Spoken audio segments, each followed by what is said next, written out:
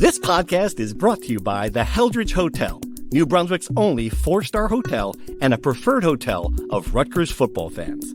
The Heldridge helps you make the most of your game day weekend, providing premium accommodations in the cultural heart of downtown New Brunswick. Restaurants, bars, theaters, parks, museums, and more are only steps away. Whether you're traveling alone or with a large group, book your stay at the Heldridge and make the most of your game day weekend. Visit theheldridge.com today. From NJ.com and the Star Ledger, welcome to the Rutgers Rant, your one-stop podcast for the Scarlet Knights, with your hosts Steve Politti and Rutgers insiders Brian Fonseca and Pat Lenny. Let's start shopping.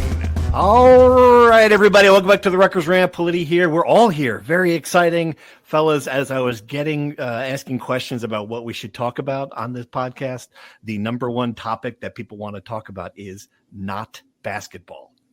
So in the spirit of that, we have two choices. We can talk about football to start, or we could talk about the best team at Rutgers right now.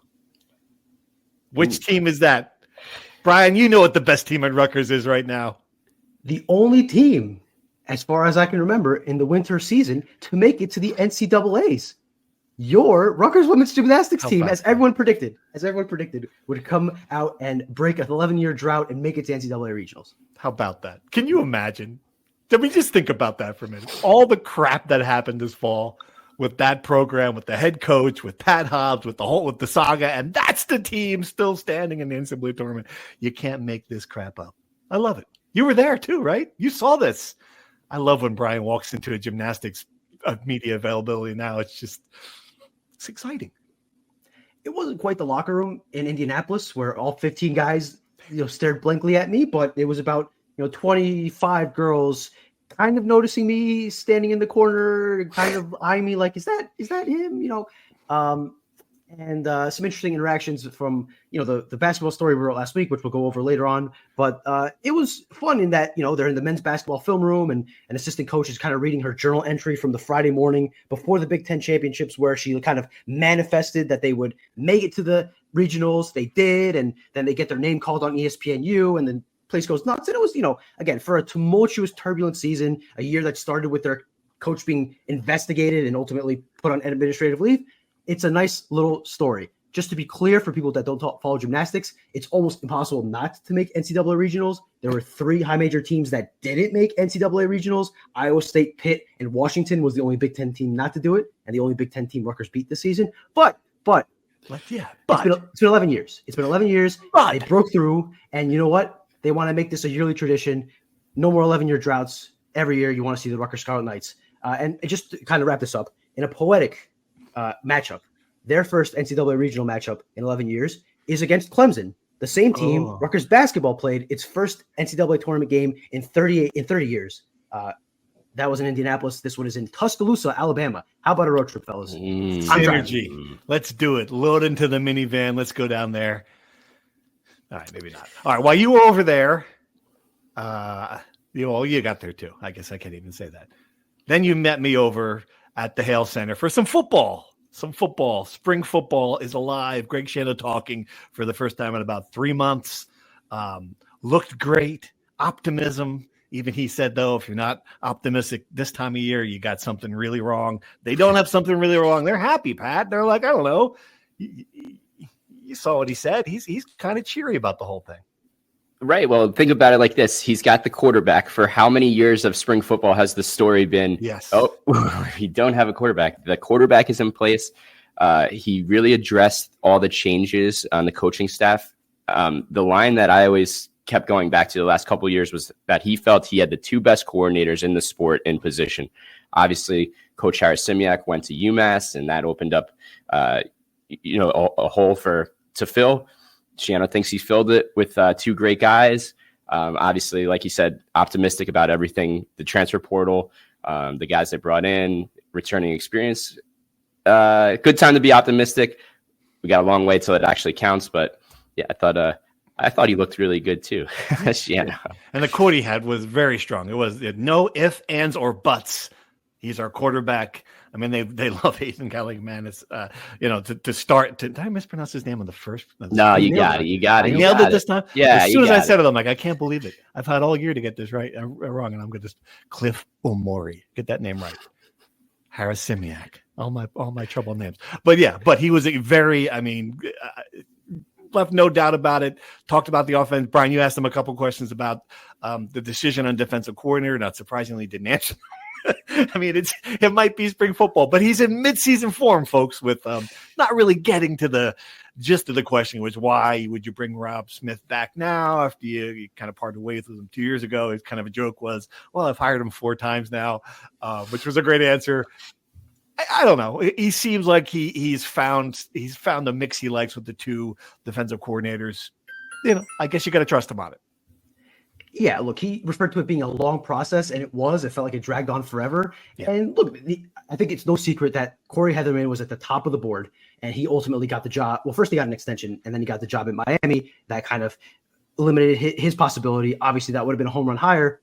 Nothing really they could do about it. And after a winding search, they end up with a guy that, much like Kirk Straka, Greg is comfortable with, right? And in this age of college sports where you asked him plenty about being a GM and he's worried about agents and contracts and salary cap, and now he has one of his starting players suing the NCAA to be able to play next year. In this modern age where there's so much time spent off the field, he has a guy who he knows can call a defense, can call his defense, and he trusts as far as an X's and O's guys, which in today's age, your coordinators should be purely football X's and O's, preparing the team to play well. And I think, look, for all the faults that Rob Smith has, and clearly there were some if he was not renewed the first time he was here, I think the guy can coach ball and he can coach Greg Schiano's defense. And that gives Greg Schiano some sort of assurance, much like him saying last year he had the 2 best coordinators in the country.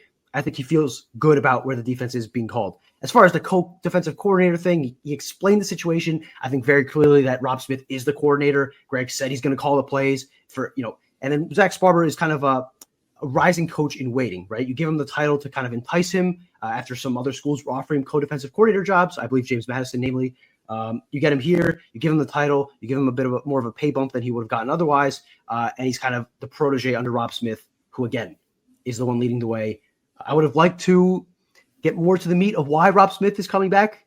Did he actually change? Like, that's possible. I asked Greg that. Like, has he evolved in the 2 years? I guess we'll find out in the fall. But yeah, that's kind of the answer we got. The other part of this, and you mentioned it briefly about the GM position. I find it interesting because, knowing Greg Schiano, as long as I've known him, covered him, his thing for so many years was if another program has it, he wanted it.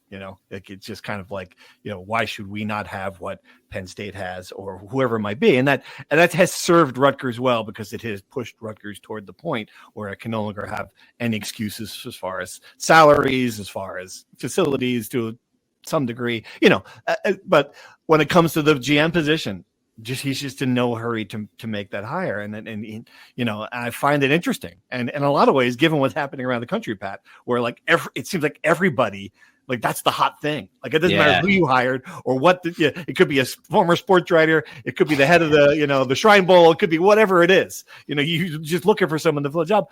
Like he's comfortable with the operations there. Right. And I thought his explanation was actually really interesting too. He talked about Eric Josephs being the head of personnel department and doing a great job for him always. And the trust that he has in this philosophy that they no longer just need a high school guys to recruit high school. They need a whole new staff of guys to scout players in college before they enter the transfer portal, because once they enter the transfer portal, it's too late. Like you need to be ahead of that. So I thought that was a really interesting thing. And it just seems like a GM is a nice thing to have and name a CEO type guy that can lead that organization. But at the end of the day, Rutgers, it seems like, especially under Schiano, doing a really good job of putting the pieces in place to be ahead of the curve. And right, like these guys are doing the role of a GM with 5-6 guys as opposed to just one. Right. And there'll only be one true GM at Rutgers, Brian. It's Gregory Edward Schiano. Yeah. I agree with Pat that like hiring a GM would be a nice way to check a box and look like you're doing something. But Greg is, uniquely positioned to be probably the best GM this program can have, especially with him leading it. And he did mention that they probably need to bolster that scouting department in the background, right? Like these college football programs have essentially front offices that you have to be able to have an infrastructure that, to exactly Pat's point, if you wait until the day a kid is in the portal to research him, reach out and have a connection in some way, you're behind the race. You're not going to catch up, right? Like, and obviously money is the great equalizer in some of those races. Rutgers is not in a position where they're going to outbid teams for high quality transfers. They have to win the other way, and that is by being incredibly prepared, right? And I think Greg Schiano understands that. That's the one strength he has, is like he is seeing a year, 5 years, 10 years in advance. He sees where this thing's going. He has the NFL experience, as you alluded to in your column, Steve. Like, he knows how these things kind of work, and that gives Rutgers an advantage. And again, that goes back to the point of the coordinators. Greg doesn't have to worry so much about the football aspect of being a head coach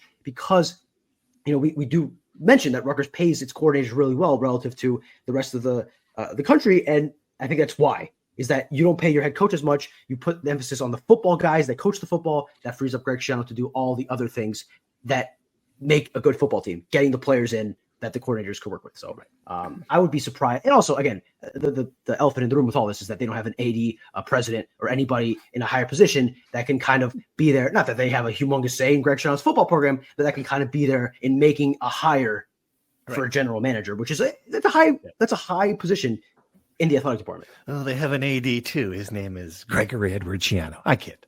All right. Schiano talked about bringing in 11 transfers this year, the most he's ever brought in. The one that's in the news, Jet Elad, the safety. It was great to get our first uncomfortable question out of the way about his lawsuit, or I guess, is it a lawsuit? Yeah, his lawsuit. It's a complaint, which I think is a lawsuit. Right. Yeah, I'm not a lawyer, but it mentions the NIL money he would lose, which was $500,000 if he wasn't, approximately $500,000. Which, it's funny, we were talking about it, like there were some eyebrows like, whoa, Rutgers is playing a safety, $500,000. My reaction was kind of like, if that number's right, and Greg Schiano's don't believe everything you read, I don't know. It was like, it's not crazy money for a starter and a defense. I mean, is it? I don't know. We debated this. This is great because, again, we have no idea what people make. But that was my takeaway. It wasn't crazy money. If it's accurate, it's probably a high number. I get it. That's what they would put in the lawsuit because they want to show the damages. So that might be the absolute maximum he could make. I understand all that. I get it. But it was still interesting. And Greg certainly loved your question about it. Yes. Before I go into that, Pat, when you read $500,000 for starting safety, like, how did that number hit your ear? Felt like a lot, but I don't know. I just really, was it at the end of the day, like a lot. It felt like a lot. It felt like a lot, but then now I like think about it. But it did. If you're paying a roster $20 million, that's right in line. Right. They're not. Yeah, that's the problem. Well, I guess they are paying a roster $20 million, right? It is about that. Here's the math I did with Politi on our walk to the car. $500,000 for one starter. If that averages out for the rest of the starters, that's 22 starters at $500,000. That's $11 million, right? If you're having, even at the high end, $18 million to work with, that gives you $11 million for 22 guys, and then $6 to $7 million for another 80 guys. That feels sounds like about right. It sounds about right when you put it that way. What it sounds about, you're not paying the fourth string tight end the same amount you're paying Ethan. I mean, right? Right. Well, you're paying Ethan more, right? Well, yeah. Right. Anyway, the point with all this is that the crux of the issue is that Jet Elad believed he would be able to be eligible next season because of the Diego Pavia ruling, which allowed him to get an extra year of eligibility because he had one of his years in junior college not count, right? And once he won that in Tennessee, the NCAA issued a blanket waiver.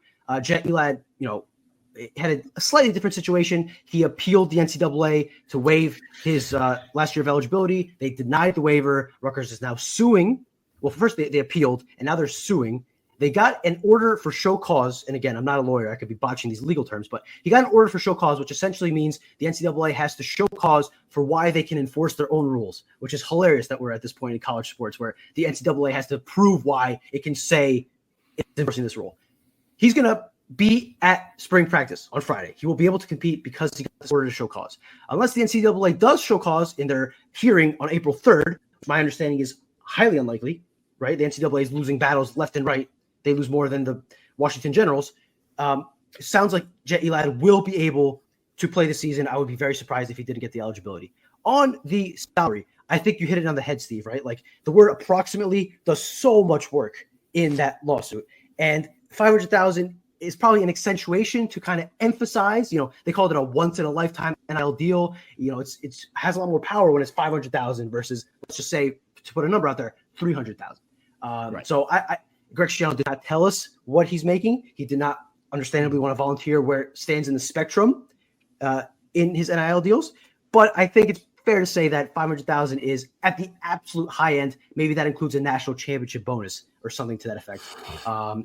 Listen, Greg Schiano's in midseason form, avoiding questions. I'm in midseason form, asking uncomfortable questions that I know I will not get the answer to. Right. But I just can't help myself. I was so curious, and I thought if there's a 1% chance that maybe he's in an off-season stupor and decides to answer the question, it was worth it. Right. Yeah, he was going to pull out an index card. Now, let me see. No, it's a little high. Our quarterbacks make 500,000. Defensive linemen 750. I was just going to go through the list. Wouldn't that be great? That would be that. Yeah, would have been something. Didn't happen though, of course. How about the injury list to start the press conference? Yes. Well, that's just another attempt to keep to smack the kids, so you guys didn't have to ask those questions. It's helpful. What do we make of that list, Pat? There's no one really on it that. Obviously missing some guys for spring sucks, but only one season-ending injury. Right. Yeah. These are all guys. Right. I forget. Was it DK Gilly? Was the one DK Gilly, rising player who would have been definitely in the mix, is out. But the other guys are mostly all recovering from previous injuries. Sam Brown's, Mo Torres. So veteran guys that you wouldn't really expect to play much in the spring anyway. So good names to hear though, as a reminder, right? Like a guy like Brian Felter is coming back. So interesting. The only guy that I saw that I would have liked to see in the spring was Shedrick Rhodes. Like, I'm curious to know how much in the mix he's going to be at either tackle spot. That's good to me. We can get into kind of the position battles in the spring. The most interesting thing to me is left tackle to replace Holland Pierce, a guy that we probably all took for granted as far as a stalwart, consistent force on this team for the last 2 years where, the most important position on the field, arguably, aside from quarterback, you had a guy there that you can depend on and be in the upper echelon of the Big Ten. So I'm curious to see who goes there, what ends up happening. Do they end up having to go into the portal for a left tackle, which is a whole other difficult issue to work with when we're speaking about money. And there are other interesting things. I'll have a story tomorrow morning, Wednesday, about kind of 5 things I'm watching, but there are other interesting things in the spring that I'm looking forward to kind of getting a glimpse of. Yeah, it's amazing. This is the first time we haven't gone into a spring where we're talking quarterback. It is very interesting. For me, I am interested to see how those new defensive linemen look, how they match up size-wise with Big Ten offensive linemen. I think that's certainly the position that Greg Schiano looked at and said, okay, I need guys here based on what he did. There's really little question about it. The secondary, I'm less worried about. I understand they've lost a bunch of guys there, but that's sort of been Schiano ball has been able to figure that position out. And I think he will again with young guys if need be, but he has not. I mean, it's harder to address that defensive line. He went out and got guys who you think will be immediate impact players. All the transfers at some level will be immediate impact players, but that position especially, I will be interested just to see to eyeball them, right? To see what they look like when they're on the field. Yeah. What about you, Pat? What do you? I thought one of the really interesting things he kind of glossed over. He talked about replacing Kyle Monungai, and I just thought that's like the biggest thing, right? For me is to see how the running back position shakes out. I mean, obviously you won't see it really, and because Sam Brown won't be there, how he factors in what he's able to do coming off 2 injuries now. So, but I think the biggest thing to me is what does the offense look like knowing that your best player is your quarterback? And what does the offense look like when you're replacing a guy that had 25 average 25 carries a game and was clearly the focal point of the offense. So I think that's the biggest thing for me. Yeah. The evolution of the offense will be fascinating because you have, Greg mentioned the wide receiving core, right? Ian Strong taking another step after an offseason, KJ Duff, growing into his body and becoming more of a factor. So you have to hope that DT Sheffield can replace the production from Dymere Miller, but on paper, you have one of the best, if not the best, wide receiving core you've had in 10 years, 15 years. Tight end, you have an improvement in Colin Weber on paper again, right? But that position, obviously, as far as an attacking weapon, really can only go up. Kenny Fletcher had a nice stint last year, but really they can get more out of it as a bigger piece of the puzzle. And then CJ Campbell replacing Kyle Monangai. He's not going to be as strong of a runner, I think, between the tackles or kind of beating tackles the way Kyle did. And Greg emphasized the fact that he had never fumbled in his career, right? Like, I don't think you can depend on that to happen again. But what CJ Campbell adds is a really interesting dynamic as a pass catcher, and how Kirk Sharaka is going to implement that into the offense. Is that going to open things up in the playbook and expand, open up the offense in general? I don't think we're going to see that in the spring, to be clear. I don't think we're going to see much in the spring, but that to me is what I'm really interested in, is the evolution of the offense. They had their best year in a decade last year. How do they evolve, not just production wise, but philosophically and how they look.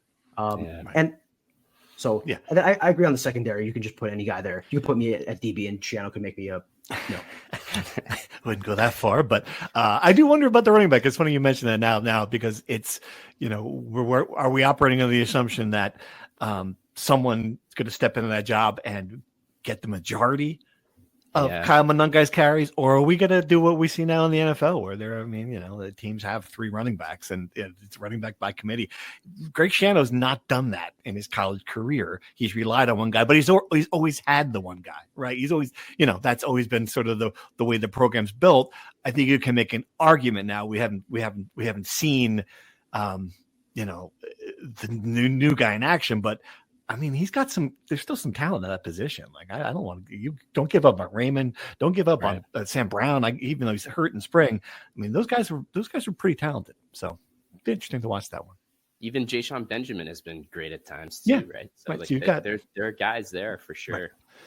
I think you have versatility now, right? Like, Kyle was a guy that you depended on for every snap. Now you can get a Kyle Monangai-esque guy in Antoine Raymond. You can get CJ Campbell, who's more of a pass catcher, depending on the matchup you're going against. As far as Sam Brown, I think the cautious way to go about it is anything you get from him next fall is a bonus. He got a pretty bad injury, season-ending injury midway through the year. I think it's hard to expect him to be back at the start of the year. And obviously, if you're working your way back to health during the season, it might be hard to make an impact at all. So I think listen, I could be wrong here, right? But just my sense in the situation is that Sam Brown, anything you get from him next year would be a bonus. And if you can get him back to what he was as a freshman at any point, certainly would be very helpful. But speaking about like a committee approach, what better way to have a big, strong back like Sam Brown for a 3rd and 1, regular or a short yardage situation? That'd be a perfect role for him, I think, in my mind. Good point. All right. So in keeping with the people asking us to hold off on basketball, let's do some questions about football, and then we'll come into. We have to talk about basketball, folks. I'm sorry, it's kind of relevant, all right. So there are some questions about the spring game, which is interesting. I think the trends nationally. What exactly are the rules on 2 schools playing a spring game and or some sort of practice or scrimmage together? And is going to Miami actually something that could happen? We'll explain that in a minute. Next question is turning to is Greg Schiano still committed to the idea of a spring game? We asked that question. We talked about it. Brian, give me your sense on what the future of the spring game. It seems like it's on solid ground despite all the changes in the sport. It's definitely happening this year. And I believe Greg didn't clarify if it's the same format, because some schools are changing their format, not doing a game, doing more of a kind of like a Rutgers Day-esque, like just messing around on the field. I think Rutgers is going to have a traditional spring game. We can confirm with Schiano on Friday. But beyond that, I don't know. I mean, he didn't commit to doing it beyond this year. He said he loved the idea of it. He loves the tradition. But as always, college football evolves and Greg Schiano evolves with it. So as far as the joint practices, Greg was spotted a photo, I believe, from 247 or the Miami account. I'm not sure which. Caught him at Miami practice last week. I believe he was just kind of in the area checking it out. Obviously, Crystal Ball is one of his mentees. On vacation, I think, down in the Florida area and stopped in. That's my guess. Right. I don't think he was doing full scouting or TMZ'd. Exactly. It's him and Taylor Swift at a Coral Gables nightclub. I don't think if they do a joint practice, which I'll explain in a bit, but I don't think they do it with Miami, right? That feels like, you probably would want to do it with like a Temple level team that's 1 closer and 2 not as good. The joint practices started because Deion Sanders, obviously an NFL guy, brought that idea up in a press conference. Fran Brown ever the social media star, opportunist, smart guy to kind of lightning rod his way into the conversation, tweeted at Deion Sanders that he'd love the idea and he'd go to Boulder. Both schools applied, Syracuse and Colorado, for a waiver from the NCAA. Now they're waiting to hear it. If that happens, which I mean, I wouldn't be surprised if it did, right? Like that kind of opens the floodgates to something like this that coaches have been talking about. I think Greg's been talking about it too. Finally can happen. I think it would be a positive. It certainly would be more useful than a spring game where you're playing at half speed against the same teammates you've seen for the past 6 months or whatever. So Greg seemed to want to do it at training camp, which I thought was really interesting. I think that brings some risk to injury so close to the season, but you do get up to game speed as the season comes closer. I don't know. I don't know if you guys have any thoughts, but I think it's an interesting conversation to have. Yeah, I mean, certainly NFL, it's a big deal. I mean, in past years, you know, Giants against Detroit, I think Giants Jets at one point. It's a lot of fun. It certainly breaks up the monotony of it. But you're right. Like I don't know the value there for a program like Rutgers risking that sort of getting hurt, there's a high risk there. I don't know what the reward matches it, Pat. That's how I kind of feel. I just think it's going to be something that 10 years from now, fans are going to complain like, why no one's going to play? Why are we doing this? It'll basically become what the one preseason game has become in the NFL, right? Like this completely, well, but then at the end of the day, I guess that is what the spring game is in itself too. So, one hand to the other one, you know, same as what we got now, but it's like not solving a problem. It's just moving a piece to the left. Yeah. I think like the NFL, the practices would be more valuable. Like the joint practices are what matters. The spring game, the preseason games are always just like window dressing, right? Or it's to get fans out and to spend some money on beer and hot dogs or whatever.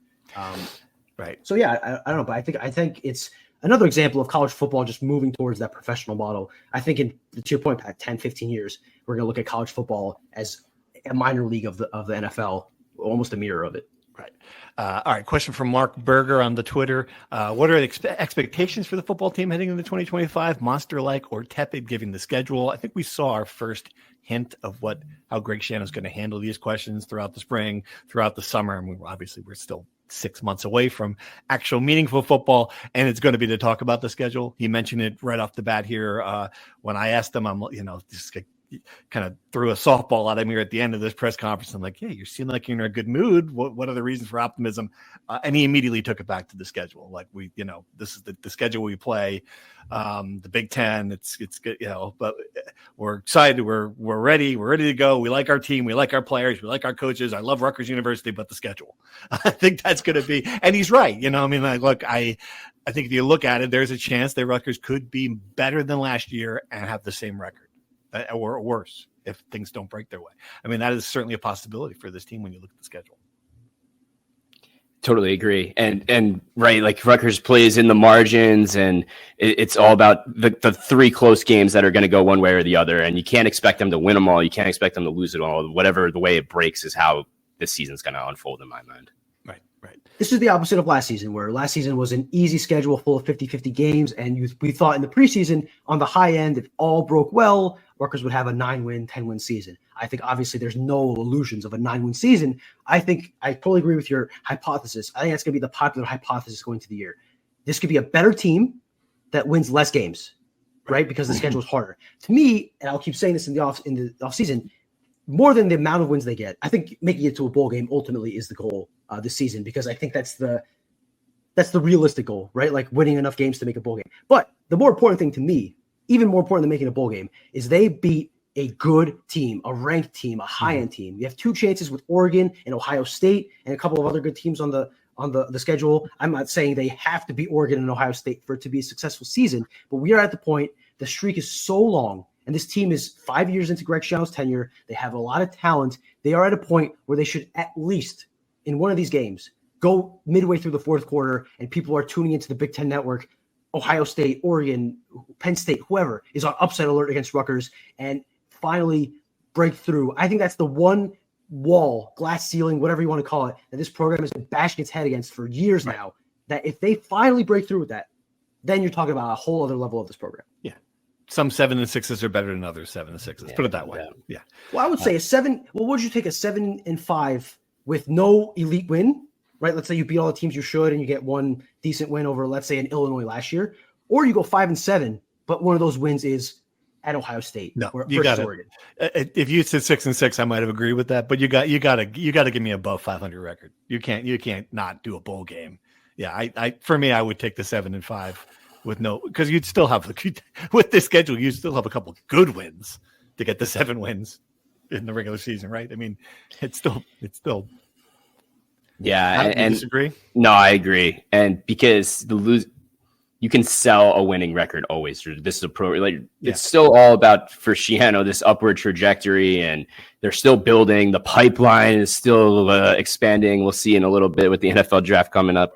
I think that's the selling point of this program. That if we hang on long enough and all these things break our way, we'll finally be there. And the day that you lose that hope, going 4-8 is like a real slap in the face to the people that are believing in, all right, we're there, right? We're at least at this stable position of being at least 500. I agree. Especially when you're playing a non-conference schedule that, right, you should win 3 games every year, no matter what, right? Mm-hmm. They're not going to go out and schedule a Iowa State, right? Right. No doubt. I understand where you guys are coming from. I think it's totally a valid way to look. To me, I think beating a big team and becoming a national story for a week is so much more valuable long-term than going to the Pinstripe Bowl again, right? I think of Vanderbilt's season.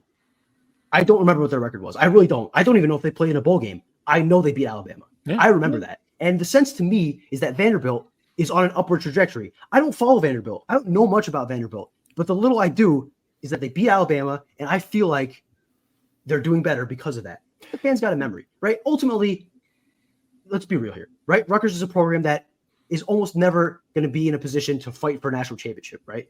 And the fun in being a fan of these teams is wins and memories and moments, right? I think if you give these fans one more moment like that, not quite Louisville, but a moment, I think that is so valuable for the fan base, for recruiting, for the feeling around the program, then again, going to the Rate Bowl or going to even Music City or, the Mayo Bowl, whatever. Like, that's all nice and good. I think the other things are more fun. I tell you what, fans might sign with it. If you're talking November 29th and that win is against Penn State that knocks them out of the playoff, they might sign for that. What you described here, that you make some, but man, they'd be 4-7 at I'm sorry, they'd be 4-7 at that point. So you would say you'd be okay with that. In your scenario, Rutgers would be 4-7. They'd beat Penn State in the final game. And you think that would be a positive. It'd be a rough slog to get there. That's a lot of L's. Well, the opposite would be they're 6-5 and they get smacked around by Penn State again, lose 37. No, they'd be 7-4 and they get smacked around by Penn State because they'd go 7-5 in my description of this. Correct. All right, fair enough. They'd be 7-4 and they get smacked around by Penn State. Yeah, so they won the 3.5. It's tough. It's tricky. I still think good debate. Good debate. Yeah, good debate. I would be interested to hear. We'll put this on our Discord. I'd be interested to hear what fans think because I think it's the way you look at this. I think kind of is a reflection, a mirror, if you will, of how you view the sport, how you view the program, how you view success. Mirror into your soul. All right, good transition. So to talk basketball, let's just answer the questions here because I think the questions people have about basketball, the stuff we're going to talk about. This one I really wanted to address because I think it kind of nails down into your obit story, Brian. Compare and contrast how Pikel and Schiano have adopted to the evolving college sports landscape, i.e. NIL. And I think it's interesting because if you haven't read Brian's 4,000 word what went wrong story on this season, I really suggest you do it because I think there's just a lot of nuggets, background information in there. It really puts it in perspective as to what happened here. And to me, the thing that sticks out and the thing that's been rolling around in my brain about this as I kind of look back on this season entirely, it's that it was lost long before like Dylan Harper and Ace Bailey got here. Right. And that to me is what kind of makes it even a little worse in a lot of ways. And I think I'm stuck with the idea that the Rutgers had a head basketball coach in order to try to pay for a roster. The stuff that Steve Pikel was doing in those last few years, months before this happened, selling whiskey at a liquor store with Geo Baker, doing a Top Golf event and glad handing fans for just stuff where what is the coach going to make in these scenarios? Like, what are you talking about? A few $100 here? To try to get any cash at all for an NIL budget where you need hundreds of thousands of dollars, not hundreds of dollars, right? Like that to me, that sticks out to me. And to the question here, compare and contrast, I really do think Greg Schiano recognized what it was going to be immediately. Recognized immediately that he was not going to get help from the athletic director and was going to have to do this alone. Like those were two things he done day one. He recognized that he couldn't. This is it. This is the game. This is the sport. I don't like it. It doesn't matter. How am I gonna respond to it? And I think he was really aggressive for it. I think it was slower to respond to that in the basketball side. Not saying that Steve Pikiell didn't recognize he was going to have it. You have that great scene where he's like, yeah, we can't be last, Pat. We can't be last. But it was just like a different approach to it. And Greg was more wired to handle it. Yep.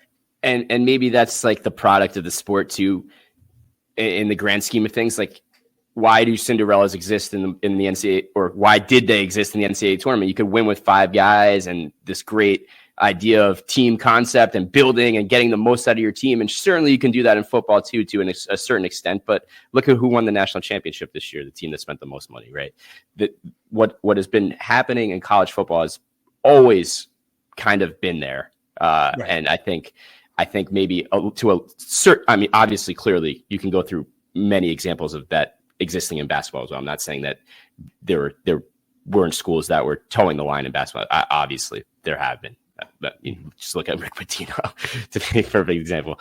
But the point I'm trying to make, I think Schiano was just always ahead of the curve, and understood it from the other perspective too, because think about where he came from, right? Ohio State was so far ahead of this too. He was there during all these conversations, knew what was coming down the pipe, whereas Pikiell was just kind of going down the road and trying to be the best version of himself. There's a lot to blame to go around. A lot. There's no one person that we could point and pin this to and say it's this person's fault. If they had done this better, this would have been better. It all starts, to be completely fair, that Rutgers has a donor base that has, for the past decade since it's been in the Big Ten, donated less money to the athletic department than any other Power 5 team.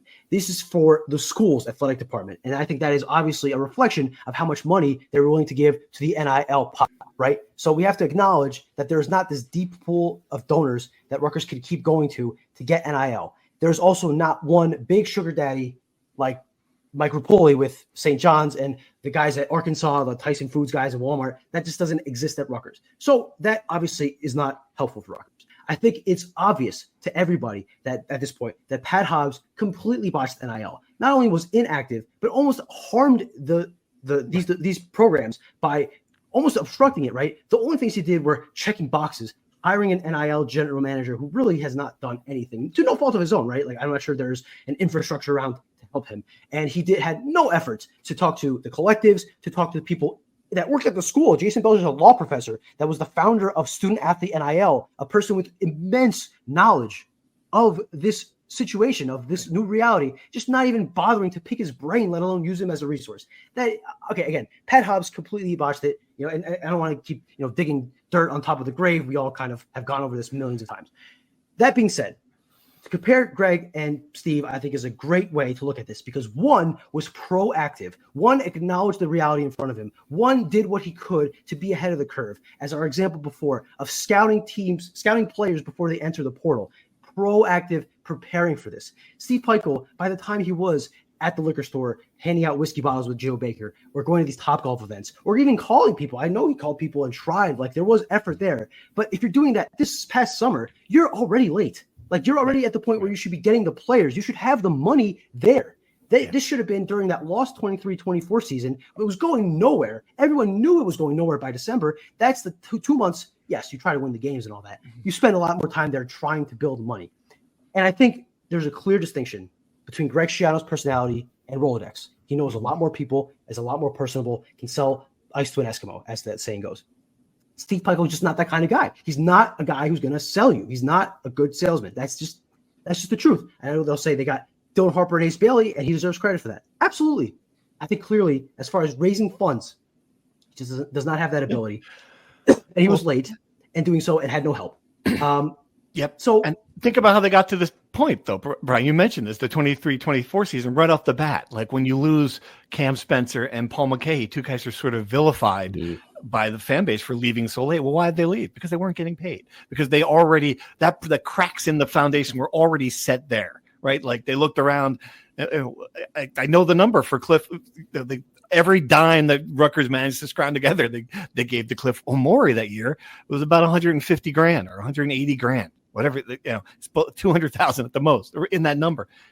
When he went on the market 4 years later, he's able to get quadruple that, right? Getting 7-digit offers. It's just, and I get it. Like they were never going to keep him.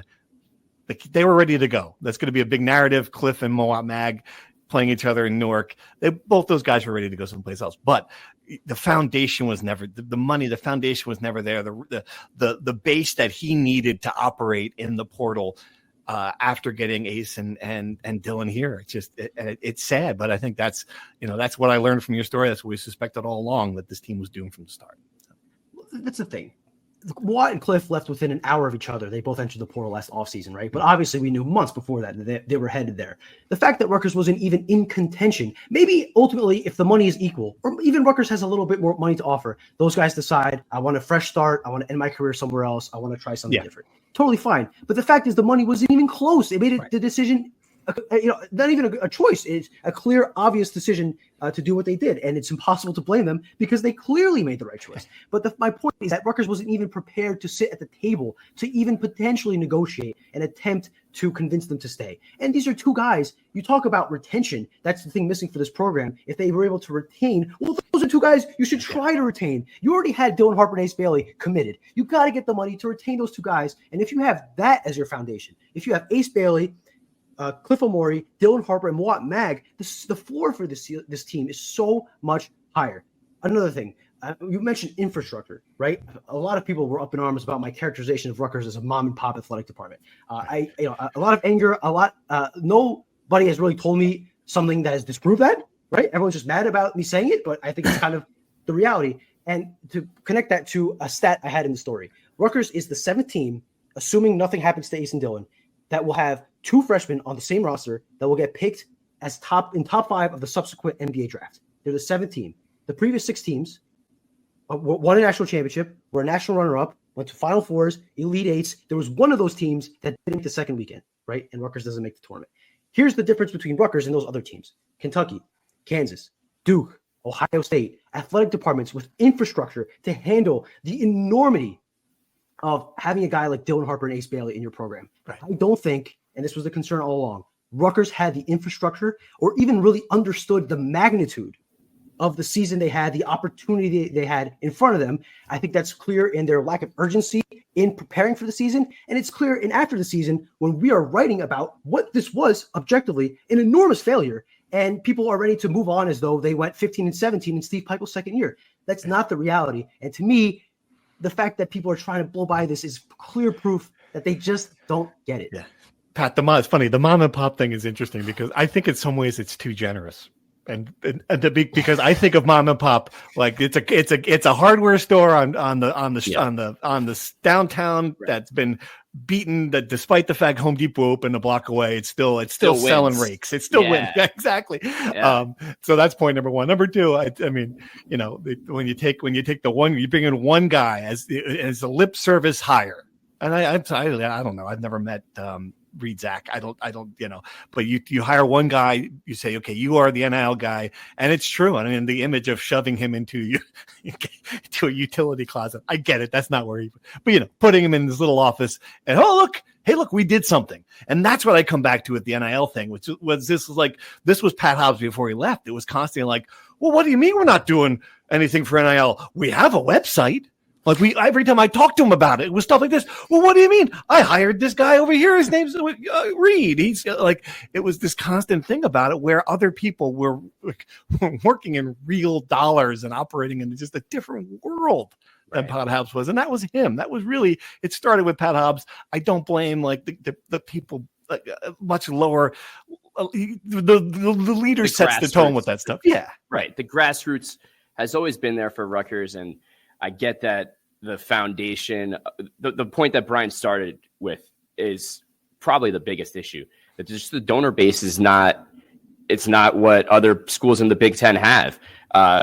It doesn't mean that people aren't doing their job or trying to rally from a grassroots perspective, because look at what Knights of the Raritan has done. They've done a great job being a face as a collective for the program.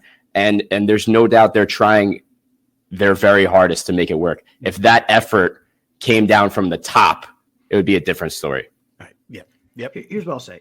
There are a lot of well-meaning, good people that work at Rutgers Athletics. Nothing we write is a personal attack on these people. And I'm sure these people try really, really hard to do well. The reality is trying does not matter. Succeeding matters. And the reality is at 15 and 17 with 2 top 5 picks, there was no success. It was a failure across the board. All right. One other thought about this, and I will say this, the other point to the story, and all that aside, all the NIL stuff aside, I do really think in looking back on this, we're still going to think, well, 15 and 17 wasn't good enough, even with the current, like it should have been better than it was with the roster. We talked about the injuries. We talked about a lot of the things, the defensive foundation, the things that just didn't click. It's just interesting to me in the aftermath. Like we're still not talking about the coaching staff in a meaningful way. Steve Pikiell's last comment, the one time he's addressed it so far, that's it. Like he hasn't done a postseason. Hey, let's reflect on what happened. Was at the podium in Indianapolis after the Big Ten tournament, and unprompted, he said, I got to work on keeping my staff together. The stuff like that where you're like, all right, that's going to be the answer. Like we're going to get the band back together. And that to me, it just comes back to like, he doesn't realize, like he doesn't recognize what's happening inside that program is broken on some level, because it wasn't just the talent there. There was something else. Something else was missing from the start. That team should have been better. It should have been better, even without anything else. It should have been better 15-17. I do believe that. Probably should have won a game, one or more games. Agreed. The defense, I think, was doomed from the start with having the complete lack of a rim protector. Not even a good rim protector. They had no rim protector, and that ultimately, I look back on the numbers from the past few years. That is like the one constant in Steve Pikiell's successful defenses, having a guy who can protect the rim. They were doomed from the start there. I agree. Offensively, they could have been much better. This was their best offense under Steve Pikiell. That's because they had 2 NBA players, not because they're taking 100 mid-range shots every game. The offense didn't change. It was just having 2 guys that are infinitely better taking half of your shots. I do want to go back to one thing I almost forgot to mention. On the donor base, right? That is the truth. That has been historically the truth. That said, Greg Schiano has managed to overcome it to a certain degree. You don't get $500,000 to give to a starting safety with the no ability to overcome that issue. To me, I just don't understand how, even if you're not Jordan Belfort, you're not this elite salesman, right? How can you not find anybody and go to them and say, we have 2 NBA players for the only time in the history of the program. You love Rutgers basketball. You want Rutgers basketball to succeed. We need you to give me $2 million, and I could take your beloved Scarlet Knights to the Final Four. How could they not find one person or 2 people or 3 people or 4 people? They sell the friggin' 8,000 stadium place out for 78 straight times. Apparently, they have this huge fan base. They're always thinking they couldn't find one guy. I know it sounds easier than I'm making it sound. $2 million is a lot of money. I get it. You couldn't find 1, 2, 3, or 4 guys. We're not asking for $20 million. $2 million for a once-in-a-lifetime opportunity. I can get all the explanations I'm given. That just does not click to me. You couldn't find one person. Yeah, I don't buy that. That's great. Great point. All right, and this is a question that came up that I wanted. That you actually said you stole from the 24/7 board. Would you have traded Ace Bailey for Cliff, Mag, and Woolfolk? Was the deal? And I read that. It's funny. Like, that's a great question. Except, I mean, the answer to that question is an obvious yes for me. Would you have traded Ace Bailey for Cliff straight up? Is a better question. Because I mean, I don't know, Pat. Am I wrong? You're going to take. I get it. He's an elite scorer, but you're going to give me the rim protector I need, the perimeter player, and a guy who can knock down a 3 and a body and a decent body inside. I'm taking that deal immediately. I think of no. I'm taking Ace Bailey from this perspective. You're taking Ace Bailey. I'm taking Ace Bailey. Look at look at all these great games in the NCAA tournament. There's always one guy that has that makes the shot or scores 35 points. Cliff Amore is not doing that. Well, Dylan Harper's doing it though. You already have the other guy. That's fascinating. Maybe. I thought it was but no, I'm still taking the guy that is going to do what Derek Queen did, travel and make the basket. Gather steps. So the question is, I thought it was fascinating when I read it, and it's been boggling in my mind, right? Are we saying are we getting the Mawat Mag that's at BYU that's shooting 41% on threes? If you get that Mawat Mag, you trade him straight up for I mean, that's crazy. Are we getting the best Mawat Mag and Cliff at Rutgers for Ace Bailey? And two, more importantly, are we saying that it's just straight up and you keep the rest of the roster the way it is? Or are you saying that you trade for them at the beginning of the offseason and then you could build a roster? No, just true. That's it. Those are you're trading those players. Yeah. I think ultimately the floor of this team would get higher if you bring Cliff and Mag.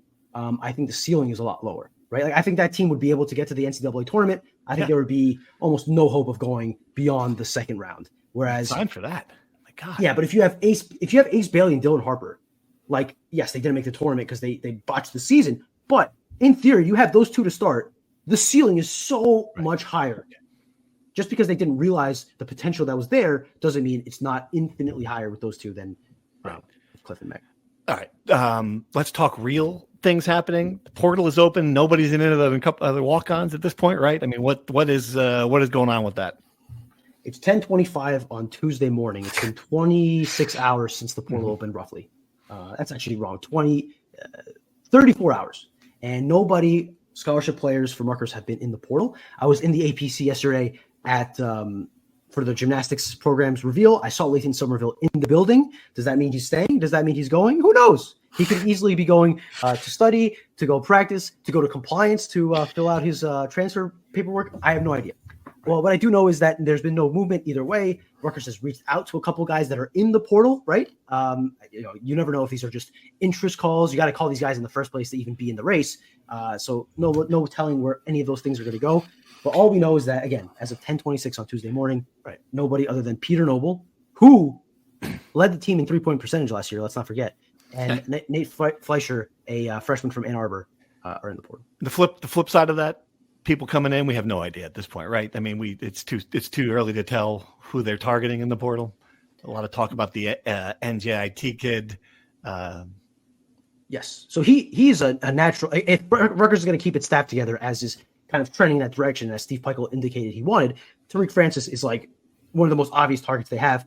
He is a close family friend of Brandon Knight. Mm-hmm. He calls him his uncle. It's his mentor. He said he loved him in a story I found yesterday. Like, that's a guy who, talk about connections. Brandon Knight got 2 5-star players to Rutgers through connections. Tariq Francis would be another example of a high-scoring guard you bring to Rutgers. Again, if Brandon Knight is still there, I haven't seen really much connecting Brandon Knight to other head coaching jobs. I think this is a tangent, but it's interesting to see, had this season gone the way we thought, right? Steve Peichel probably would have been a legitimate candidate at Villanova. Brandon Knight probably would have been a legitimate candidate at a lot of other schools. And again, Steve Peichel's buyout would be halved because Pat Hobbs is no longer the AD. So that would be a really interesting scenario that obviously is not going to play out. But anyway, Tariq Francis is clearly the most obvious target. I think we still have to speak in hypotheticals. I think I wrote yesterday, there's 3 clear things this team should target. A rim protector. I don't think you can go another year without a rim protector. That would be absolute malpractice. Whether they get one or not, I don't know. But with revenue sharing, you have enough money that even if you pull all your resources in that, you have to get a rim protector. A point guard. You need a guy to play point guard. Dylan Harper's obviously leaving to the NBA. I don't think you could trust any of Jay Will or JaMychal Davis or even Jordan Durkak to be your point guard. You're just going to put yourself in a really bad position if that's your starting point guard. And you need at least 1 3-point shooter because 5 of your top 6 3-point shooters are either graduating or going to the NBA. I think JaMychal Davis is your best returning 3-point shooter. Not exactly a great sign. So they have right now 4 spots to fill, or I should say 4 open spots. Obviously, there's going to be more with the transfer portal activity. I don't know. You guys, I'll say 2 over-unders for you. Over under 3.5 guys transferring and over under 4.5 transfers in. I don't know. It's tough. I really don't. I don't have a great feel for it. I think 3 is about the number for, I would say, for transfers. So I'll go under. bringing in, I think you're gonna go over. So 5? Yeah, I think you need, and I'm not talking they're all going to be high profile guys, right? They're not all like, but you're going to bring in a new team essentially. So yeah, I think 5 would be, yeah. Yeah, I would say under on transfers out. Mm-hmm. I'll go under on transfers in too. Yeah, right. Just to switch it up and be a little different. But I think at the end of the day, the guys that are there need like the retention of that freshman class. Can't lose them. That's like the bottom line, right? Like, so there's got to be good development around those guys, and right. We'll see from there. All right, let's. We had really quick. I think the most important thing is the guys that are coming in. I think the floor that the worst case scenario for this team is they have a Seton Hall year from last year, and I think the only way to mitigate that is if you improve yourself through the portal. No matter who is staying, right? I think the floor is kind of low. No matter if they bring back everybody, you need to accentuate the roster through the portal. You have to get hits. You cannot afford many duds. You have to get at least 2 or 3 guys who are Big Ten starters. All right, let's. We got 2 more teams to talk about, Pat. We got a lot of questions, a lot of disappointment about the wrestling performance. Yes. Zero All-Americans for a team that we thought was going to be his best, maybe his best. Clearly was not. What happened?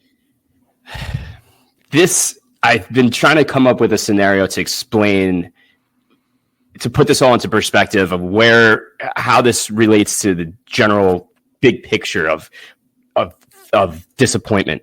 Rutgers did not have an All-American for the second time in 3 years, and 3 guys were 1 match away from becoming All-Americans, right? So 3 guys were right there. If they win 1 match, they're All-Americans. And maybe it's like window dressing. It covers up what ultimately happened.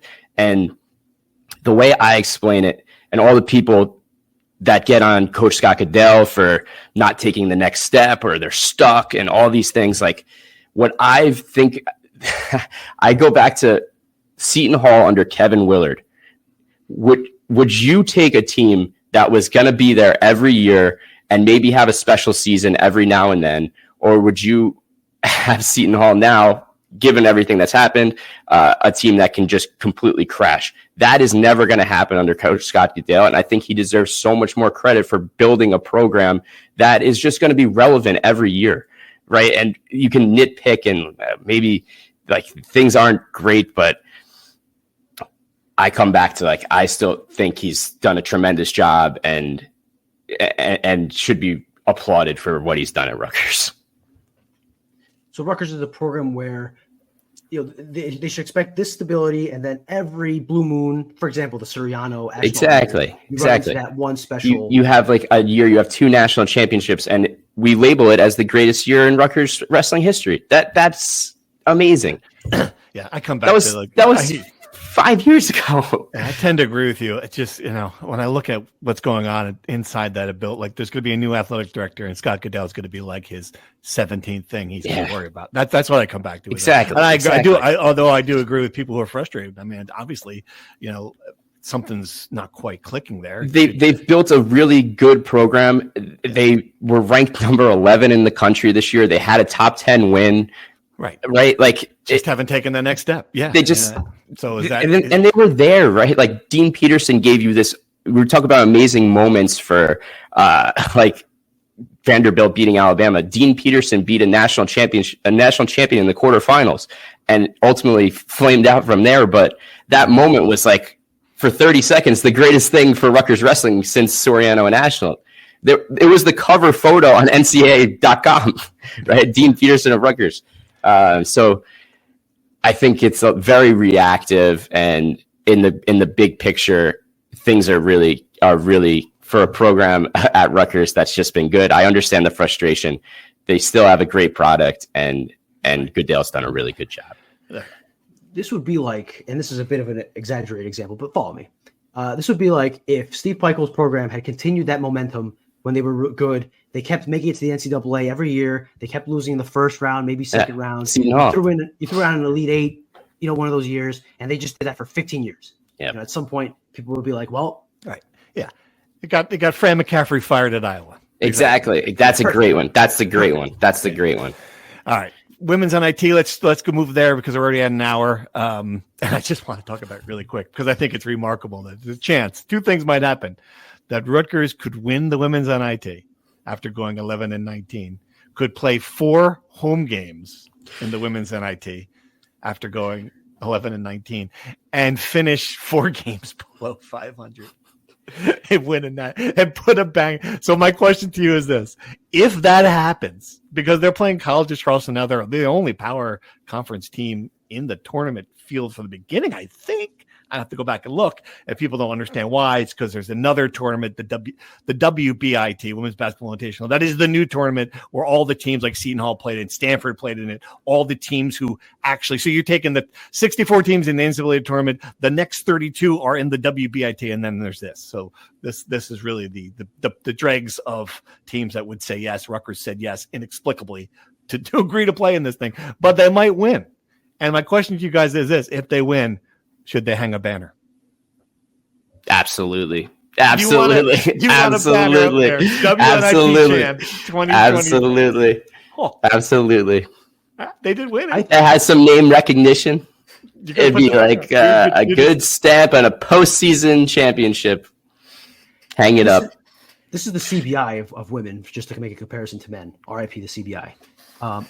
As a point of honor, as philosophically, I say absolutely not. There's enough banners up there, enough token banners hanging from the rafters of the rack that you don't need another one. But Rutgers is paying to be in this competition. They're losing money by playing in these games. So the sunk cost 700 fans. They're losing money hand over fist, I'm sure, right? So the sunk cost to me is, if you're already paying to host these games and losing money, you ain't a banner to at least acknowledge it. Here's my idea, and I'm going to end it on this note. They should hang the banner in the same utility closet where they put the NIT, or the NIL staff.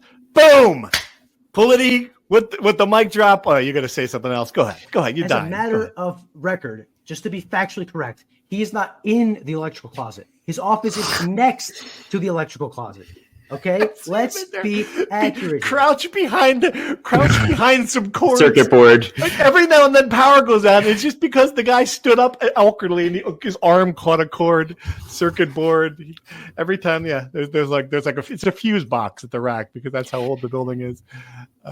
It's funny that you mic dropped a boom after a controversy existed on Twitter between Scott Goodale. Oh, we didn't even talk about that. And Pikel. No. We got to end there. Yes, that's great. Boom. What was your take on that, Boo? What was your take on that little that you got to compete? A little subtweet. He was not subtweeting Pikel. I assume he was subtweeting. He came out and said it had absolutely nothing to do with Pikel, right? With Pikel. He didn't say it had nothing to do with basketball, though. Did he? I'm not sure. He did not. Not sure. It was very clearly about the basketball situation, because if it was about wrestling, he would just say that was not a tweet having anything to do with Rutgers basketball. He said specifically that has nothing to do with Coach Pikel. Clearly was a dig at the players who voted not to play. Yes. Right. No, Steve Pikel and Scott Goodale are close. I'm sure they talked about the situation. Absolutely. And I'm sure, as a wrestling guy who believes in competition, he felt the urge. And listen, let's be frank here. Scott Goodale's not the most polished, filtered guy on social media. He says what he thinks. And what he thought was these guys should have voted to play yes. When someone tried to say it was a shot at Coach Pikel, he clarified. And again, he could have clarified and said, no. This is about the high school tournament I'm at, or this is about something else. He clearly said it's not about Coach Pikel. So if it's not about Coach Pikel. Yeah, this is no mystery. Like, Steve Pikel wanted to play in the NIT. There's no question he wanted to play in the NIT. And I'm willing to bet, and I don't know what happened. This is complete conjecture. I'm willing to bet the team at some point said, hey, let's play in the NIT. Because I heard rumblings around, I think they're going to play. I was like, really? They're going to play?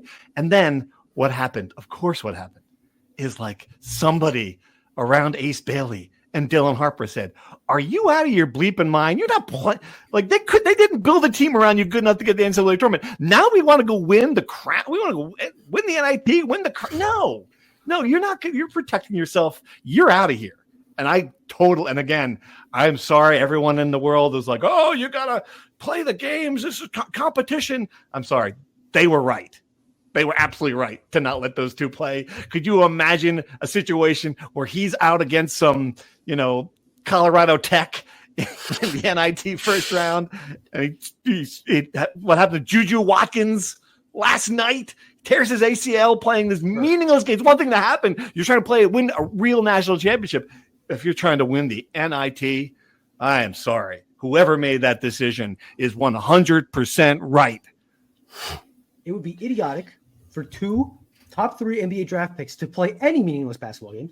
It would be completely idiotic, and they obviously have strong representation around them that even if they wanted to play personally, would shut that down in 5 seconds. I have no doubt about that. And it would be idiotic for the program to play in the Crown, which starts before the Final Four. It's going to be 3 weeks the portal is going to be open and they're playing it. That would be the dumbest decision for a program that has so much catching up to do. And honestly, and can't multitask as it is. Cares? Yes. Who cares if they win the NIT? Who cares? Or the Crown? Who cares? And listen, the whole point of this thing is to win national championships, Big Ten championships. Who cares about the NIT and the Crown? That's going to be it. That's going to be the next email we get. Hey, fellas, how about do a podcast that actually ends? We're over an hour. Let's wrap it up there. We came in hot. We had a lot to talk about. I don't know if we're going to have a lot to talk about and podcasts coming up, but we certainly will try. Thank you for listening to the Rutgers Rant. To participate in the conversation and receive live updates about the Scarlet Knights directly to your phone, sign up at NJ.com/insider.